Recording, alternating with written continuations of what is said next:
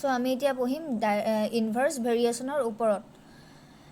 Suppose example এটা দিছোঁ এতিয়া মই, তোমালোকৰ ঘৰত 4জন মানুহ আছে আৰু 4জন মানুহে এটা কাম কৰে 3 দিনত, মানে 3 ডেজত এটা কাম কৰি কমপ্লিট কৰি দিব পাৰে, মানে কামটো কৰি আছে। আৰু বাহিৰৰ পৰা এজন মানুহে গৈ সেই কামটোক মানে কমপ্লিট কৰিবৰ কাৰণে তোমালোকৰ 4জন আছিলে যে এজন মানুহে জইন কৰি দিলে। জইন কৰি দিয়াৰ কাৰণে কি হ'ল, সেই একেটা কামকে 2 দিনত শেষ কৰি দিলে, কমপ্লিট হৈ গ'ল কামটো। এতিয়া কি হ'ব চাবা, 4জন যেতিয়া মানুহ আছিলে তেতিয়া কামটো কৰিবলৈ 3 দিন সময় লাগিছিলে। যেতিয়া এজন মানুহে তোমালোকৰ ঘৰৰ মানুহকেইজনৰ লগত এড হৈ পেলাই সেই কামটো কৰিব ল'লে, তেতিয়া সেই কামটো 2 দিনত কমপ্লিট হৈ গ'ল। আৰু এটা এক্সাম্পল চাবা, তোমালোকে এতিয়া এখিনি মিল্ক লোৱা আৰু মিল্কখিনিত কি হ'ল, হিট দিবা আৰু হিটটো কি কৰিবা, ইনক্ৰিজ কৰি দিবা। তেতিয়া মিল্কখিনি কি হ'ব, যেতিয়া আমি মিল্ক এখিনি ল'ম, মিল্কখিনি আমি যেতিয়া হিট দিয়াৰ পাছত কি হ'ল, মিল্কখিনি আমি হিটটো কি কৰিলোঁ, ইনক্ৰিজ কৰি গ'লোঁ। ইনক্ৰিজ কৰি যোৱাৰ লগে লগে কি হ'ব, মিল্কখিনি কমি আহি যাবনে, কমি আহিব মিল্কখিনি। ইয়াত কি হ'ল, এতিয়া দুইটা কেছতে চাবা, যেতিয়া প্ৰথম কেছটোত কি হ'ল, এটা বাঢ়িছে, মানে কি হ'ল, নাম্বাৰ অফ পাৰ্চন বাঢ়ি গ'ল, আৰু কি হ'ল, নাম্বাৰ অফ ডেইজ কমি গ'ল। ঠিক তেনেকৈ মিল্কখিনি যেতিয়া আছিলে, মিল্কখিনি যেতিয়া হিট দিলোঁ, হিট দিয়াৰ লগে লগে কি হ'ল, দি থাকিলোঁ, মিল্কখিনি ডিক্ৰিজ হৈ গুচি গ'ল, মানে মিল্কখিনি নাইকিয়া হৈ গ'ল। এতিয়া ইনভাৰ্স ভেৰিয়েশ্যনটো আমি এক্সপ্ৰেশ্যনটো কেনেকৈ লিখিম, আমি ধৰি ল'ব লাগিব, let x and y be two variables. এতিয়া আমি এইটো কেনেকৈ লিখিম, x inversely proportional to y. Inversely প্ৰপৰ্চনেলটো কেনেকৈ লিখে, 1/y। আৰু এই চাইনটোক যেতিয়া আমি ইকুৱেল চাইনলৈ নিম, তেতিয়া কি হ'ব, এটা কনষ্টেণ্ট আহিব, আৰু এইটোক কি বুলি কয়, কে বুলি কয় সেইটোক, আৰু সেইটোক নাম দিয়ে কনষ্টেণ্ট। তাৰপৰা আমি কেটোক যদি এটা ছাইডলৈ লৈ আনো কি হ'ব, কেৰ ভেলুটো যদি আমি উলিয়াবলৈ যাওঁ, কে ইকুৱেলছ টু XY, সেই XYটোক আমি কি কৰিম, যিবিলাক পাছত অংক পাম সেইবিলাকত আমি এপ্লাই কৰি পেলাই সলিউশ্যনটো উলিয়াব লাগিব। আৰু ইয়াত কেটো কি হ'ল, কনষ্টেণ্ট। তো গোটেইখিনিৰ পৰা কি গম পালোঁ, আকৌ এবাৰ বুজাই দিছোঁ যে যেতিয়া 4জন মানুহে এটা কাম কৰে, নাম্বাৰ অফ ডেইজ লাগে 3 ডেইজ কমপ্লিট কৰিবৰ কাৰণে। আৰু যেতিয়া সেই 4জন মানুহৰ বাহিৰৰ এজন মানুহে জইন কৰিলে, ছাপ'জ মই জইন কৰিলোঁ তোমালোকৰ সেই কামটোত, তেতিয়া কি হ'ব, নাম্বাৰ অফ ডেইজ কমি যাব, বা কেইঘণ্টামানৰ কাৰণে হ'লেও টাইমটো কমি যাব। ঠিক তেনেকৈ মিল্কখিনি কি হ'ল, যেতিয়া হিটটো বঢ়াই দিম, মিল্কখিনি কমি আহি থাকিব। তো নাম্বাৰ অফ পাৰ্চন বাঢ়ি গ'ল, নাম্বাৰ অফ ডেইজ কমি গ'ল। আৰু এতিয়া আমি ইনভাৰ্স ভেৰিয়েশ্যনৰ এক্সপ্ৰেশ্যনটো কেনেকৈ লিখিম, let x and y be two variables, x is inversely proportional to y. তো এইটো চাইনটোক আমি ইকুৱেললৈ নিবলৈ হ'লে এটা কনষ্টেণ্ট আহিব, সেইটোক আমি কে বুলি ক'ম। কেটো কি হ'ল, এটা কনষ্টেণ্ট, কেৰ ভেলু যিকোনো হ'ব পাৰে 1 to ইনফিনিটি। এতিয়া কে বাই ৱাইটোক আমি লেফ্ট ছাইডে লৈ আহিলোঁ, কেটোক ৰাইট ছাইডে লৈ নিলোঁ, আৰু কে ভেলুটো আমি উলিয়াই দিলোঁ এক্স ইনটু ৱাই। আৰু এইটোক আমি কি হ'ল, ইনভাৰ্স ভেৰিয়েশ্যনৰ এইটো এক্সপ্ৰেশ্যন হয়, আৰু সেইটোক আমি এপ্লাই কৰি অংক কৰিব লাগিব। এতিয়া কুৱেশ্যন এটা চোৱা, কিতাপৰ হয়, In a boarding school, there are 252 students and there are provisions for 70 days. If 28 students join the school for how many days will the provisions last? এতিয়া কি হ'ল এখন বৰ্ডিং স্কুলৰ কথা কৈছে আৰু তাত 252 ষ্টুডেণ্টছ আছে আৰু সিহঁতৰ 70 ডেজৰ কাৰণে প্ৰভিজনছখিনি আছে। এতিয়া কি হ'ল কথাটো, যেতিয়া 252 ষ্টুডেণ্টছত 28টা ষ্টুডেণ্টছ বাহিৰৰ জইন কৰিব বা ক'ৰবাৰ পৰা জইন কৰিব আৰু তেতিয়া সিহঁতৰ যোনখিনি 252ৰ কাৰণে যোনখিনি প্ৰভিজনছ আছিলে 70 ডেজৰ কাৰণেহে আছিলে। যেতিয়া 28টা ষ্টুডেণ্টছে জইন কৰিব সিহঁতৰ প্ৰভিজনছখিনি কম হৈ যাবনে? অবভিয়াছলি কম হ'ব। তো এইটো কি হ'ব? Inverse variation.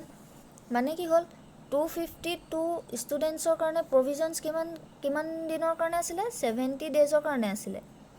আৰু যেতিয়া 28টা ষ্টুডেণ্ট যেতিয়া সিহঁতে এড কৰিব তেতিয়া সিহঁতৰখিনি এইটো আমি নাজানো কিমান উলিয়াব দিছে এইটো আমাক, সিহঁতৰ প্ৰভিজনছখিনি অবভিয়াছলি কমি যাব। তো এইটো কি হ'ব? দিছ ইজ এ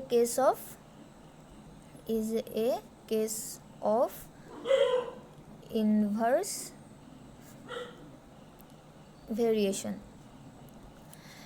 তো 252টা ষ্টুডেণ্টছ আছিলে, সিহঁতৰ প্ৰভিজনছখিনি আছিলে 70 ডেজৰ কাৰণে। তো যেতিয়া 28টা ষ্টুডেণ্টছ হ'ব সিহঁতৰ কিমান হ'ব? নাম্বাৰ অফ ষ্টুডেণ্টছ টোটেল কিমান হ'ব তেতিয়া?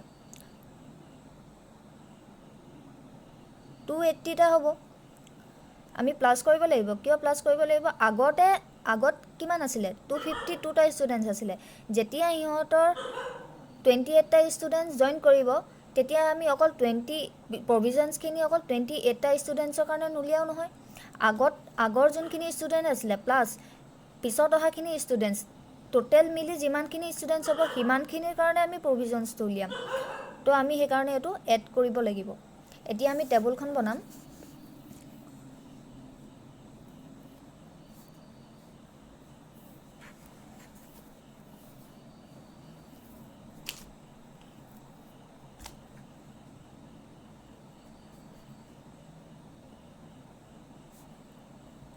তো ওপৰত কি লিখিম? নাম্বাৰ অফ ষ্টুডেণ্টছ আৰু তলত কি লিখিম? Number of days. এতিয়া প্ৰথমতে কিমান কৈছিলে? 252 ষ্টুডেণ্টছৰ কাৰণে প্ৰভিজনছ কিমান দিনৰ কাৰণে আছিলে? 70 ডেজৰ কাৰণে। যেতিয়া 28টা ষ্টুডেণ্টছে জইন কৰিলেহি সিহঁতৰ টোটেল ষ্টুডেণ্টছ কিমান হ'ব? 280। আমি 280 কেনে পাইছিলোঁ? ইয়াত প্লাছ কৰি দেখুৱাই দিছিলোঁ মই। তাৰপৰা কি হ'ব? তাৰপৰা হ'ব এইটো আমি কি ধৰিম? এক্স কিয় ধৰিম? আমি ইয়াৰ ভেলুটো নাজানো, উলিয়াই ল'ব লাগিব। প্ৰভিজনছখিনি কিমান দিনৰ কাৰণে হ'ব উলিয়াই ল'ব লাগিব। তো ইনভাৰ্ছ ভেৰিয়েশ্যনৰ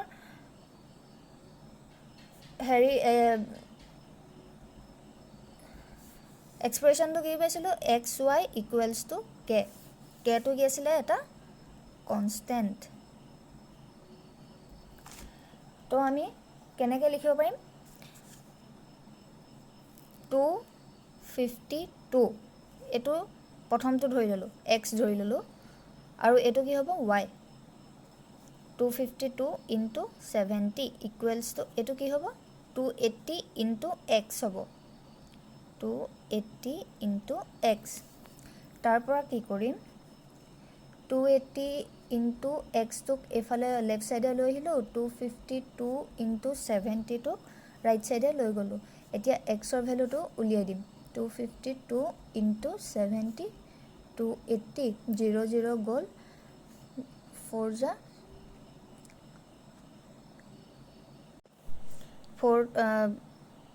63 পালোঁ। 63 পোৱাৰ পাছত আমি কি হ'ব? এইটো নাম্বাৰ অফ ডেইজ আমি ডাইৰেক্ট পাই যাম 63 ডেইজ। তো এক্সৰ ভেলু কিমান হ'ব? 63। এক্সৰ ভেলু আমি 63 পাই যাম। এতিয়া চোৱা, ইনভাৰ্ছ ভেৰিয়েশ্যনটো হয় বুলি আগতেই গম পালোঁ, হ'লেও মই এবাৰ কৈ দিছোঁ। যেতিয়া নাম্বাৰ অফ ষ্টুডেণ্টছ 252 আছিলে, নাম্বাৰ অফ ডেইজ কিমান হৈছিলে? 70 ডেইজ। প্ৰভিজনছখিনি মানে 70 ডেইজৰ কাৰণে আছিলে। যেতিয়া 28টা ষ্টুডেণ্টছে জইন কৰিলে আগৰ ষ্টুডেণ্টছখিনিৰ লগত, নাম্বাৰ অফ ষ্টুডেণ্টছ হৈ গ'ল 280 আৰু সিহঁতৰ প্ৰভিজনছখিনি কিমান দিনৰ কাৰণে থাকিব 63 days কমি গ'ল যেতিয়া ষ্টুডেণ্টছ বেছি হৈ গ'ল প্ৰভিজনছখিনি কমি গ'ল এতিয়া এইটো আমি যে ইনভাৰ্স ভেৰিয়েশ্যন এইটো আমি কনফাৰ্মকৈ এইটো আমি গম পাই গ'লোঁ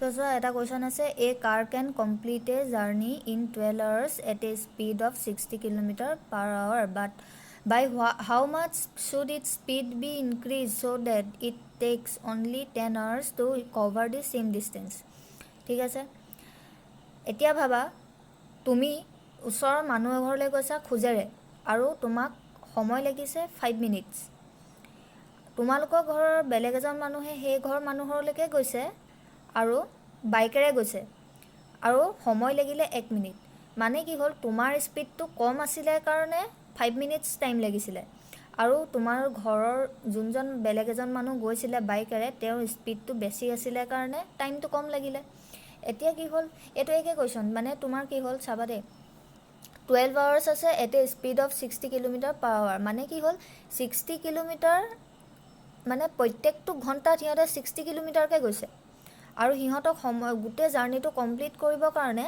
12 hours লাগিছে এতিয়া সুধিছে by how much should it speed be increase so that it takes only 12 hours okay 10 hours এতিয়া কি কৈছে স্পীডটো আমি কিমান বঢ়াব লাগিব যাতে আমি কি হ'ল সেই যোনটো 12 hours আছিলে সেইটো আমি 10 hours কৰিব পাৰোঁ 10 hoursত আমি জাৰ্নিটো কমপ্লিট কৰি দিব পাৰোঁ এতিয়া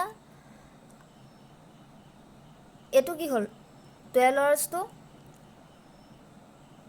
60 km/h আছিলে যেতিয়া 12 hours লাগিছিলে সিহঁতে 60 কিলোমিটাৰকৈ গৈছিলে মানে সময় বেছি লাগিছিলে গাড়ীখন লাহেকৈ গৈছিলে এতিয়া সময় কমকৈ লাগিছে গাড়ীখন কি হ'ব লাগিব বেছি স্পীডত যাব লাগিব তো আমি কি কৰিম চোৱা নাম্বাৰ অফ ডেজ আছে নাম্বাৰ অফ আৱাৰ্ছ লাগিব আৰু স্পীডটো লাগিব km/h লাগিব তো 12 hours লাগিছিলে 60 km/hকৈ গৈছিলে আৰু 10 hours লাগিব সময় উলিয়াবলৈ কৈছে কিমান স্পীড মানে উলিয়াবলৈ কৈছে সেইটো আমি x ধৰি ল'লোঁ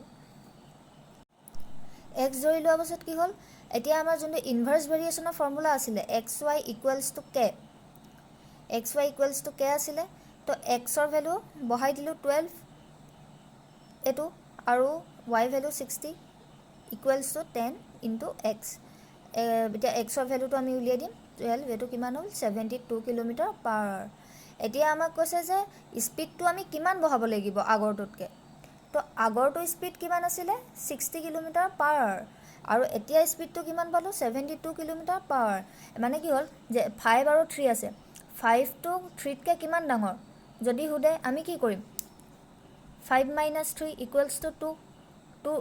2 ডাঙৰ মানে 5 to 3 তকৈ 2 ডাঙৰ সেইটো কথা হৈছে আৰু ইয়াতো একে কৰিম যেতিয়া 72 কিলোমিটাৰ ডাঙৰটো বা সৰুটো মাইনাছ কৰিম তেতিয়া কিমান আমি স্পীডটো বঢ়ালোঁ সেইটো ওলাই যাব তো 72 km/h পৰা কিমান কৰিম মাইনাছ 60 km/h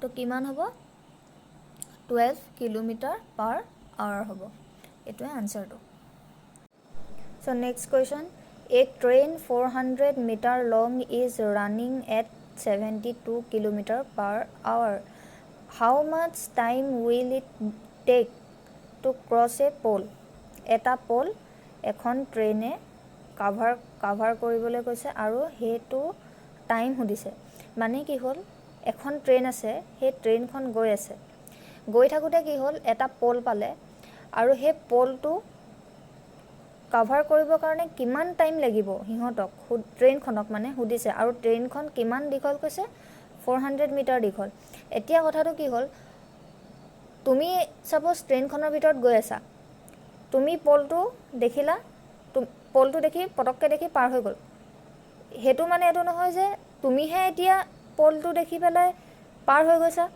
কিন্তু গোটেই ট্ৰেইনখন পাৰ হ'ব লাগিব নহয় এতিয়া গোটেই ট্ৰেইনখন যেতিয়া পাৰ হ'ব লাগিব তেতিয়া তোমাৰ গোটেই ট্ৰেইনখনৰ ডিসটেন্সটো পাৰ হ'লেহে পোলটো পাৰ হ'ব মানে তুমি ট্ৰেইনখনৰ ভিতৰত গৈ থাকিলে পোলটো পটককে পাৰ হৈ যাবা হয় কিন্তু গোটেই ট্ৰেইনখনৰ কথাহে উঠিছে কোৱেশ্চনটোত গোটেই ট্ৰেইনখন এতিয়া পাৰ হ'বৰ কাৰণে পোলটো পাৰ কৰিবৰ কাৰণে ট্ৰেইনখনে গোটেই ডিসটেন্সটো কভাৰ কৰিব লাগিব মানে ট্ৰেইনখনৰ ষ্টাৰ্টিঙৰ পৰা ট্ৰেইনখনৰ লাষ্টলৈকে সি যিমান দীঘল সিমানটো ডিষ্টেঞ্চ কভাৰ কৰিলেহে পাৰ হৈ গ'লেহে পলটো কভাৰ হ'ব, সেইটো কথা কৈছে। এতিয়া আৰু এটা কথা হৈছে কি, ইয়াত আছে 400 মিটাৰ আৰু 72 কিলোমিটাৰ। কি আছে? 400 মিটাৰ আছে আৰু স্পীড 400 মিটাৰ লং, মানে এইটো ডিষ্টেঞ্চটো হ'ব, আৰু স্পীডটো হ'ব 72 কিলোমিটাৰ পাৰ আৱাৰ।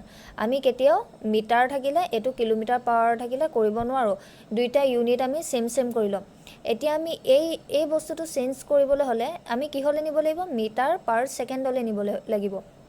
এতিয়া মিটাৰ পাৰ ছেকেণ্ডলৈ কেনে নিম? আমি এতিয়া ডাইৰেক্ট কৰিব পাৰোঁ 5/18। এইটো যদি 5/18 ইনটু কৰি দিওঁ তেতিয়া মিটাৰ পাৰ ছেকেণ্ডলৈ যাব। 5/18 কেনেকৈ পালোঁ চাবা, 1 কিলোমিটাৰ ইকুৱেলছ টু কিমান মিটাৰ? 1000 মিটাৰ হ'ল। 1 আৱাৰ ইকুৱেলছ টু কিমান ছেকেণ্ড? 3600 ছেকেণ্ড হ'ল। এতিয়া কিমান আছে? কিলোমিটাৰ পাৰ আৱাৰ আছে। কিলোমিটাৰ পাৰ আৱাৰ আছে 1000 হ'ল ওপৰত, আৰু তলত কিমান হ'ব? 3600। 00 কটাকটি গ'ল, এইফালে কিমান হ'ব? 2 5 যা 10, 2 18 যা 36, 5/18 পালোঁ। আমি এই বস্তুটোৱে গোটেইটোৱে মাল্টিপ্লাই নকৰি আমি ডাইৰেক্ট 5/18 মিটাৰ পাৰ ছেকেণ্ডেৰে ইনটু কৰি দিব পাৰোঁ। এতিয়া সেইকাৰণে 72 ইনটু 5/18 মিটাৰ পাৰ ছেকেণ্ড হ'ল। এতিয়া আমি এইটো কিহে কৰিম? 9এৰে। 9 2 যা 18, 9 8 যা 72, 9 2 4 যা 8, তো 20 মিটাৰ পাৰ ছেকেণ্ড পাই গ'লোঁ। এতিয়া কি হ'ল, এতিয়া আমি বক্সটো বনাম।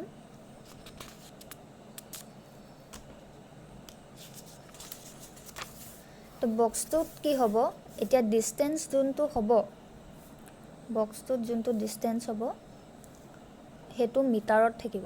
কিহৰ কাৰণে মিটাৰত থাকিব? যোনটো ট্ৰেইনখনৰ ডিষ্টেঞ্চ লৈছিলোঁ সেইটো 400ত আছিলে, 400 মিটাৰত আছিলে, আৰু যোনটো কিলোমিটাৰ পাৰ আৱাৰ স্পীডটো দিয়া আছিলে সেইটো আমি মিটাৰ পাৰ ছেকেণ্ডলৈ লৈ গ'লোঁ। আৰু কি হ'ব, আমাক কিহৰ কথা হৈছে? টাইমৰ কথা হৈছে। টাইমটো কিহত লিখিব লাগিব? ছেকেণ্ডত লিখিব লাগিব। কুৱেশ্যনটো আকৌ এবাৰ চাই লওঁ। A train 400 meter long is running at 72 kilometer per hour.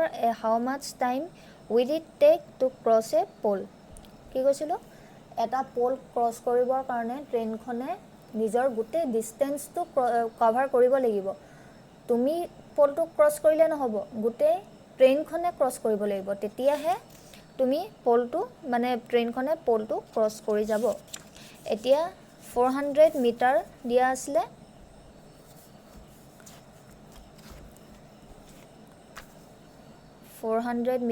আছিলে, ডিষ্টেঞ্চটো, আৰু টাইমটো কিমান দিয়া আছিলে? 1 ছেকেণ্ড। 400 মিটাৰ দিয়া আছিলে, ৰ'বা দে, কুৱেশ্যনটো আকৌ এবাৰ চাই লৈছোঁ।